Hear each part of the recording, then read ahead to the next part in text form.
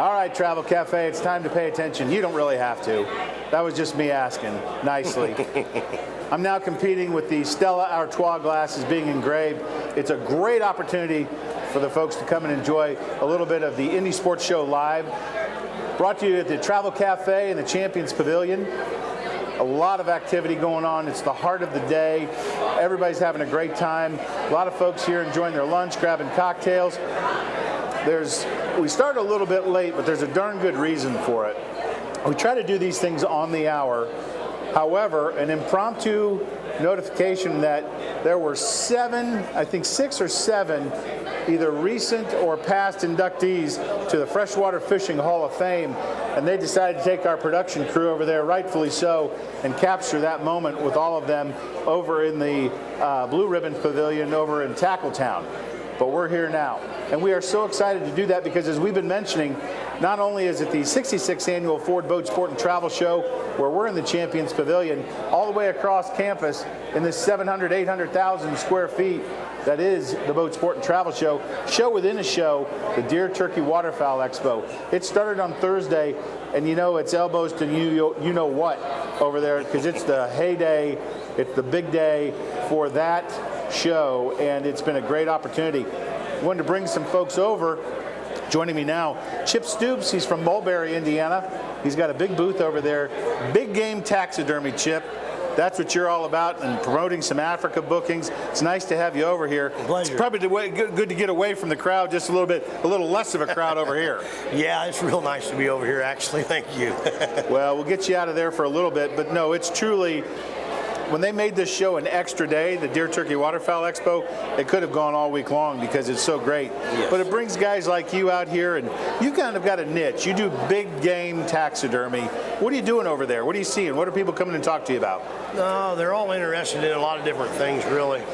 Anything from white-tailed deer being mounted to any African and anything from New Zealand and all that stuff. I mean, they've pretty much got... I'm going to help you out here. There you go. All right, you got to excuse my voice. It's a little crackly. I know, you've been talking to a lot of people. I've been talking so much that my voice is, just bear with me. I apologize. I'm not no worries. sick. You're all good. But anyhow, no, they've asked a lot of things about white-tailed deer and a lot of different things. It goes on and on and on. I could go on, but for the most part, I like to talk to them about getting them to a certain place so that they can get an animal to bring it back to get mounted. So you've kind of grown into a specialty, which is big game in Africa in particular. Yes. Where's the passion for Africa coming from Mulberry, Indiana? How'd that all get started? Well, I have to thank my dad and a lot of good friends. That's actually how it all started. And people coming into the shop wanting to know about hunting in different areas and my advice and where maybe I could send them and things before I started doing this. So I just took it up and I started actually sending them places and making sure that they was going to have a good trip and enjoy it and not have any bad times.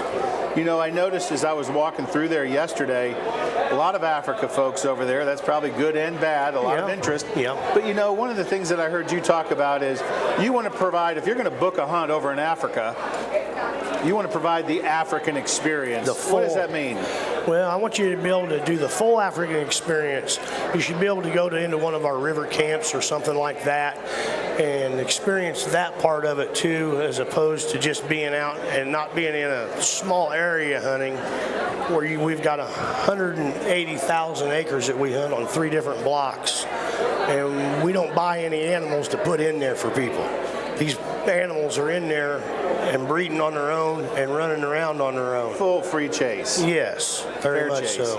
And I know that there's a little bit of everything in Africa, just like there is here. Yes. But you got choices, and you're over there trying to educate people on what to do, how to do it right, based on whatever their desire might be. Yeah. So I want to talk about the taxidermy side of this just for a little bit, because obviously you go over and you have that experience. What's the process for getting all those beautiful animals back to the United States? Has that changed over the years? A lot of it has changed, yes. We got new CITES permits that you got to acquire for certain animals and things, and our giraffe have just recently hit a new CITES too.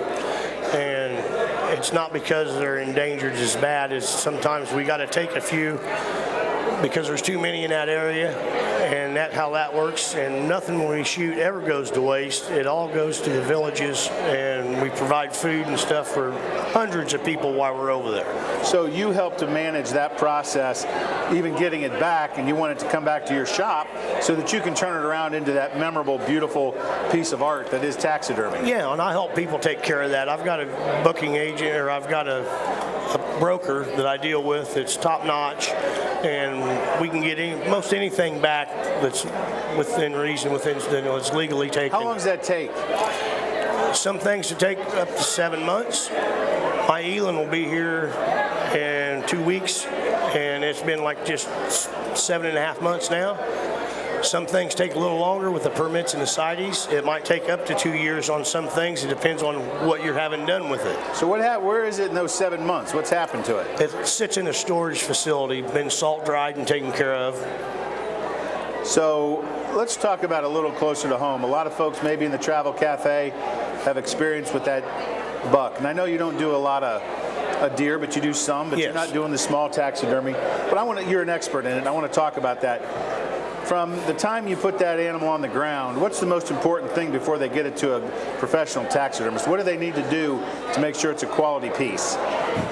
Don't drive around with it in your truck showing everybody. Dang it! That's my favorite thing to do. Get it cooled down and get it taken care of and cooled as soon as possible, or frozen as soon as possible is what you want to do. Just freeze it if you can't get it to me or to your local taxidermist that you deal with. Take care of it that way, and just don't ride around with it in the back of your truck and show people for 2 weeks. Yeah. You know, the meat and the care and the field dressing is all important. Do you want to see that deer? I don't know how to cape a deer. I've hunted deer for 40 years. It's on my list of things to do, to take it from the hoof to the table, dress it, process it, take the cape, do all that stuff. I've not done that. But do you want to see that animal with the meat on it still? Do you want to see just the cape? What do you prefer? Well, normally what happens is a lot of guys will take it to a processing plant. Yep. And they'll let them know what they're going to have it mounted. So then they'll skin it and butcher it. Before they butcher it, they'll skin it properly. Yeah. And then it'll come in, usually with part of the neck meat and the head and stuff. Some guys are good enough, they do some caping and they know how to skin. So they'll go ahead and skin it out and bring it in that way. So I know you travel around Safari Club International, a lot of these places. I'm always stunned at the artwork that you do as a taxidermist. It's an art form. Thank you. How do you keep creating new and better pieces? Well, that's part of the fun challenge, because you never know what the next customer is going to bring in or what he really wants. So you're always dealing. How does that questioning go? If I say, okay, I've got this beautiful piece, 10 pieces, whatever it might be, that I need to get some professional work done, I'm sure you have a series of questions. Oh, yes. How do you take it from those conversations to that beautiful piece of work? A lot of times I'll ask them if they've got an idea of maybe what they want. Have they seen a picture? Well, I live in a mobile home and I've got an elephant. That's a problem. You got a big problem. Not much a taxidermist can do with that. No. Keep going. It's an important question. But no, a lot of times they can. A lot of times you can take. I can't remember. Taking a piece from okay, you're going to ask that person questions. What are some of those questions? And first and foremost, I think I heard you say is, what do you have in mind? Where's it going to go maybe in your home? Yeah, find out where they're going to put it, and if they've seen any pictures of anything they like, or I'll just start picking their brain. You know, how did you shoot it? What was it doing when you shot it? And I'll get them kind of answers. You know, was it looking left? Was it alert? Was it run? You know, what was it doing when you shot it? And then I'll try to put it back to Hopefully that last. It wasn't on your ass. Yes. So I've seen some beautiful pieces, and I'm always a big fan of the creativity. Even like a coyote that has a quail, or maybe it's a lion or a big game cat over in Africa that's got a zebra or something. Yes. How do you do that?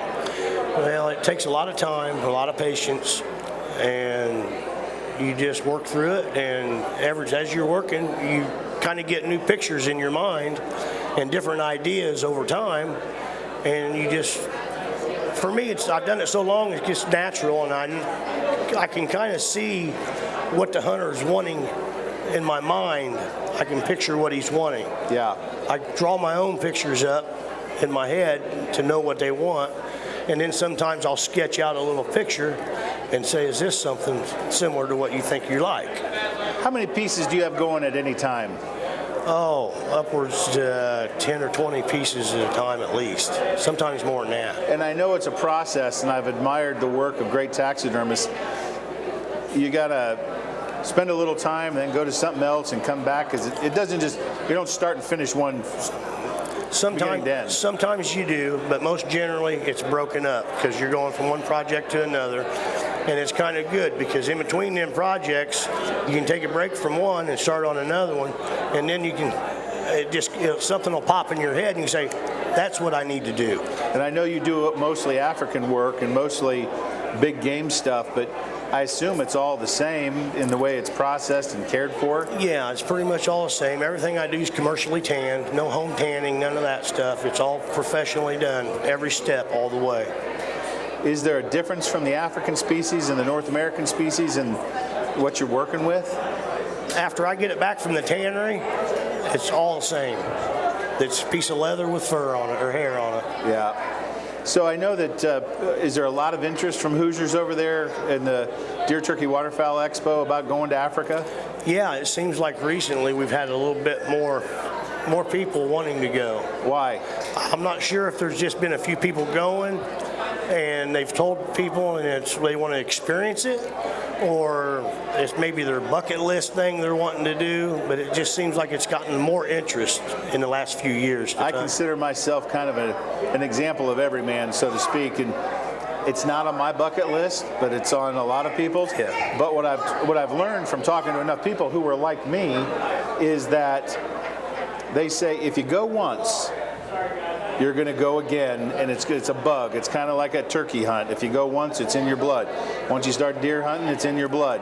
What is it about those Africa trips? Well, I tell you the truth, it changes you. You will come home a changed person. Describe that. Well, you get to experience a lot of culture and a lot of things that you'd never dream that you'd ever see or do, and it just kind of wakes you up on how good we really have it here and what the people over there go through, and just the whole ambiance of the whole safari and the scenery and all that. And it's sometimes it can be quite overwhelming, and it's just in awe. Well, I'm going to tee this up for you because you're a professional and the expert, but I think it's a message that people need to hear. There's a lot of folks who are just ignorant, Yes. about Africa. And they have this perception that anybody goes to Africa is killing an endangered species. Why would they ever want to do that? I want you to give your professional opinion about what it's like over there, and the work that you do is so important to maintain those animals over there. And demystify this, if you can, in a few words. Speak freely. If it wasn't for all the hunters that go over there and spend all the money that they spend traveling and going over there and shooting and doing this, we help take all the money, not all of it, but a lot of the money goes to support and protect the animals from poachers. So that's a big help there, because if there's no one there to help the animals and protect them and be the animal police, so-called, to keep the bad guys from coming and killing them, because they'll just wipe them out. Is that a true statement? If it weren't for, I'm asking you to dig a little deeper here, because I think people don't understand how not only dangerous it is for those people that protect those animals, but how prevalent poaching is, and it would destroy the African ecosystem. Yes, it would. And then we would not ever have a count or a number and know what we need to take or where they're at until it's too late. So we got to know where we're at in numbers in certain areas, because if you got too many in one area, of course you want to take a few. If you don't have enough in one area, then of course you don't want to take any, and that's where you want to stop the poachers from coming in for sure. So people, again, have this perception. I believe in a full open dialogue. They can have those opinions. Yes. And I, as a hunter, of an ethical, professional, wants to do it right, I'm paying my money, I'm going to this experience. I want people to understand that you're not going over there to murder these beautiful creatures, and you're doing the work that's necessary, and have an open conversation with people that may have a difference of opinion. I talked to a lot of people at my booth about this, and they don't really, because they'll walk up and they're like, ooh, why did they shoot that? And it's several reasons why we shoot animals. For one thing, we're hunters. That's what we do. We like to hunt. It's in our heritage. It's American heritage. It's what we've done forever, and that's just what we are. Maybe Mike Bloomberg needs to go hunting. Never mind, that's another conversation. Keep going. But no, it's everything we shoot. Nothing goes to waste. It all feeds people from all over in different villages and stuff, and it's quite amazing to see a bunch of people come out of the brush and out of the bush that you never knew was even going to be around, and all of a sudden you see 6 or 8 guys coming from here and 6 or 8 guys coming from here, and then they just start packing meat and carrying meat, and then they just disappear with it back where they come from. Yeah. It is a unique experience, and I've heard and I've said this, it gets in your blood. You're doing a good work over there. You're being a good evangelist for the hunters and doing the right work. I know there's several over there that I'm sure you guys are all friendly in competition and stuff. We're still friends. There's a menu of opportunities, let's put it that way, to go to Africa. And you also, being from Indiana, Hoosier, got to make sure we talk about the big game taxidermy. People can come out to the Boat Sport and Travel Show, the Deer Turkey Waterfowl Expo. Stop by and say hello to Chip Stoops. Which booth are you in? I'm in aisle 200. Aisle 200. I'm right behind the. Just look for this beautiful, good-looking hat right here. Tell them you heard him here at Facebook Live, the Indy Sports Show. Folks, we still got more to come. I'm going to tease this because at 4 o'clock, we're going to have one of the living legends who join us. He's probably the best known, one of the top 5 most recognizable professional anglers in the history of fishing. I don't have to say much more. He's got white hair. You're going to want to be here at 4 o'clock. Jimmy Houston is going to be with us here on this couch. We got more to come between now and then. It's Indy Sports Show Live. We're at the Deer Turkey Waterfowl Expo, Boat Sport and Travel Show in the Travel Cafe in the Champions Pavilion. Don't go anywhere. We'll be back in just a few minutes.